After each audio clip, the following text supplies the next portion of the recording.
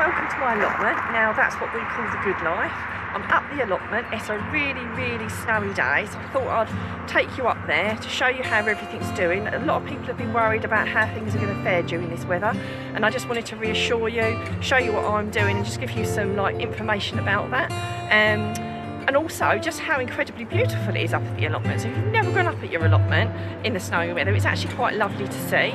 Not many people have been up here, as you can see. If you look down on the ground, I think the people that, or whatever's been up here the most, has definitely been animals, so probably just foxes or badgers. I have no idea about paw prints and how you work out which is which, but there's definitely been a lot of animal action up here, so that's quite interesting. So, you know, the allotment is quite beautiful this time of year. You know, probably be able to hear maybe some birds chirping in the background, even though it's incredibly cold. It is still really lovely. So, as you can see, it does look like not many people are wandering up here. You can scan around. It's definitely a lot quieter. We are the only people up the allotment, the only people that are mad enough to be up here. There's definitely been a couple of people up here because I can see a few footprints, so we aren't the only mad hatters to be up here at this time of the year. I decided to film it because we might not get anything snow again next year, so I thought let's do it now, and then you can be forewarned if we get any more, what everything's going to be like and what you can do to protect your plants. So the first thing we're going to come to is the water baths. Now at our allotment they're all turned off this time of year, but the actual water themselves is completely like a skating rink. Not that I'm going to be watering anything this time of year, but they're all completely rock solid, and actually I think they were pretty hard last time I came up here, and I wanted to wash some carrots off or something, and normally I'd give my carrots a rinse and I couldn't even do that earlier in the week, but hey, I definitely won't be doing that. I won't be digging anything, that's for sure, in this icy weather. And we've got a massive manure pile, which I don't know, maybe it's just me, gives me immense pleasure. The fact that when you come up here in the cold, you can see the steam coming off of it, so you can see that despite the very cold temperatures, the composter, or the manure pile that we have delivered via the local stables, is obviously doing exactly what it needs to do, which I think is really intriguing and really covered in snow, and we'll soon be getting to mine, and I can show you what's going on. Something we do this time of year, we feed the birds at home. So we make fat balls for them because obviously the birds find it really hard to maybe get enough food.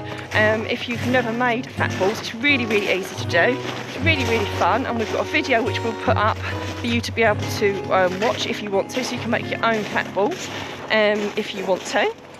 Something else we've had to do at home, because we've got chickens, we obviously have to make sure that they've got fresh water that's not frozen over, so we have to change that every day.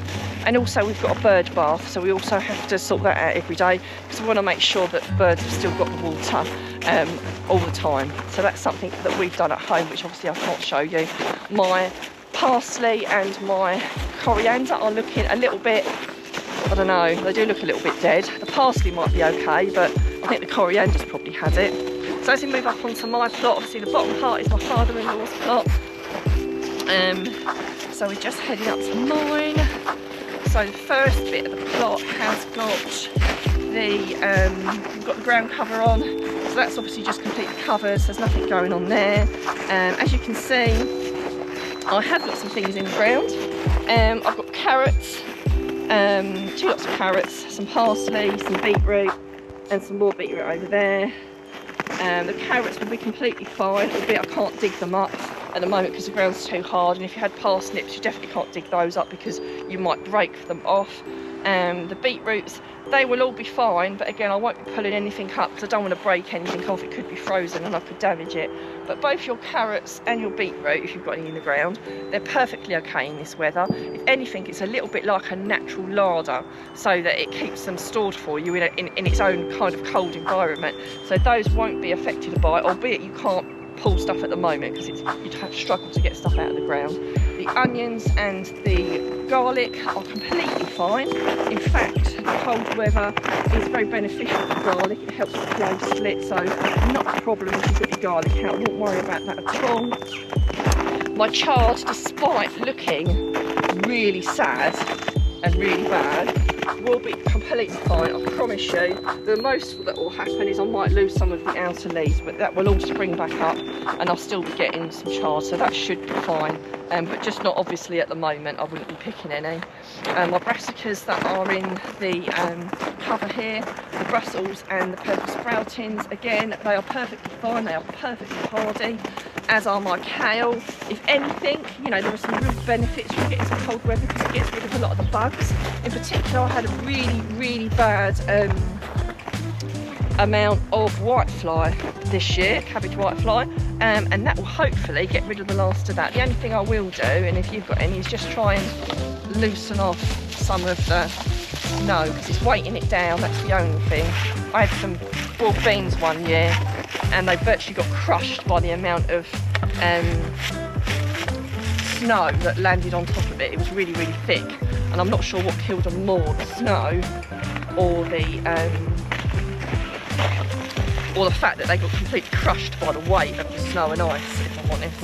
So I'll just try and shake, not all of it, but just try and get some of it off, just because it's kind of like really weighing it down, isn't it? So if you've got broad beans out, hopefully they'll be all right, but it will be a bit touch and go. Fortunately, my broad beans are safely tucked up at home in my summer house, so they will be completely fine. I haven't checked on them yet, but they should be fine. They can take a bit of frost, but if they have a lot of snow on them, sometimes it can kill your broad beans. But you can always start some more off in the spring. I mean, it's not the end of the world if you have to start some. It's not the first time I've lost broad beans and had to start them off again when I've had them planted outside. The time when the snow crushed them is the perfect example. But even when the snow crushed them, some of them still got back from the brink, which I couldn't actually believe. They were completely crushed. The supports I had over the broad beans had completely flattened them. I had several inches on top of them, and I was pretty sure that there was no way they were going to recover. But as I wasn't going to be putting anything in the ground anytime soon, I just left them where they were, and amazingly, some of them actually survived. So you'd be amazed how icy this is actually, even though it's not been walked on. So I'm just taking a little bit of the weight off here, is all I'm doing. Something that has taken, my leeks are obviously fine over here. I'll finish this off later. My leeks over here, well, apart from the fact they've got leaf miner, so that's a whole other story altogether, but the cold weather itself is absolutely fine. It won't cause any problems. In fact, with the cold weather, with some things like parsnips and Brussels, some people say it actually improves the flavour. You know, that's what a lot of people say. Don't even dig your parsnips until you've had a frost, a really heavy frost. So that's a definite benefit. Everyone looks at snow and always thinks it's going to be a bad thing, but actually it's a really good thing for some things, and it actually kills some of the bugs, gets rid of some of the weeds, because obviously the cold weather, you know, breaks it all down. So a lot of the nettles that are little patches of nettles will all kind of just die back now, which is a shame because I have a little patch at home I have for nettle tea, so I'm going to be relying on the dried nettle tea for a little while now. Something that has completely gone is obviously my lettuces, which, you know, to be having lettuces right up until December is pretty mega, so I can't complain. You know, you don't expect anything like that to last anyway, anywhere near as long as this. I've probably had one of my best years with lettuce, so the fact that the frost has well and truly got it now, that definitely won't be coming back from the brink, that's for sure. So if you want to just wander up to the fruit page, so I always think that things like the gooseberries and the blackberries look really lovely in the frost actually. I think they look really pretty. The black currants over the other side have actually got some buds on them.